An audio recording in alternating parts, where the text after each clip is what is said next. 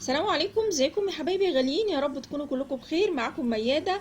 اهلا بكم في فيديو جديد، وفي فيديو النهارده مفيد جدا للستات والبنات. كريم ب6 جنيه ونص هيحللك مشاكل كتير جدا في البشرة.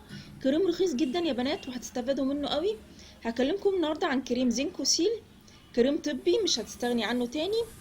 هو كريم مناسب جدا لجميع انواع البشرة. مرطب قوي جدا وبيحافظ على المية في بشرتك.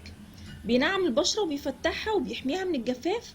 بنستخدم الكريم ده كل يوم قبل ما ننام على بشرة نظيفة. نتيجته هايلة جدا يا بنات، ومن أول استخدام هيعجبكم جدا. كمان لو عندك خشونة في الكعبين بيعالجها بسرعة. وبنستخدمه كل يوم على الكعبين، كل يوم بالليل بدهن الكريم بتاعنا ده على القدمين أو على التشققات الموجودة في الكعبين. هتستفادي منه جدا وبيديكي نتيجة هايلة جدا. كمان بنستخدمه على الايدين، حلو جدا يا بنات. بعد يوم طويل بتستخدميه على ايديكي بيرطبها جدا وبيفتحها. وكمان بيفتح العقل. وبنستخدمه برضو للضوافر، بيرطب الضوافر جدا وبيخليها تطول بسرعة جدا معاكي. وبيحافظ على الجلد اللي حوالين الضوافر ما تبقاش ناشفة، بيدي مرونة للجلد اللي حوالين الضوافر. هو كريم ممتاز جدا يا بنات. وكمان بنستخدمه على وشنا، حلو جدا للبشرة الجافة. بينعم البشرة وبيفتحها. احنا بنستخدم الكريم ده كل يوم بالليل. لازم البشرة تكون نظيفة. بنستخدمه على كامل وشنا ما عدا حوالين العين، ما بنستخدموش حوالين العين يا بنات. كمان الكريم ده بيعالج حروق الشمس او اي التهاب ناتج عن الشمس. استخدمي الكريم ده، حلو جدا.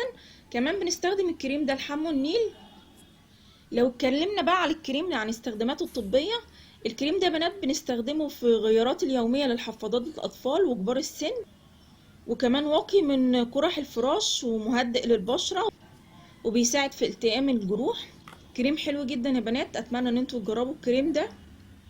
وتمنه كمان رخيص. وزن العبوة دي 20 جرام. بنستاهل ان احنا نجيب منها علبة واتنين وتلاتة. موجود في جميع الصيدليات، هتلاقيه في جميع الصيدليات. هو منتج مصري يا بنات، انا مش عارفة موجود في الدول العربية ولا لأ. كريم حلو جدا يا بنات، وعن تجربتي الشخصية اعملي سيرش وتأكدي من كل الكلام اللي انا قلتهولك. يا رب الفيديو ده يكون عجبكم واستفدتوا منه، واستنوني ان شاء الله في فيديو جديد. مع السلامة، في رعاية الله وحفظه.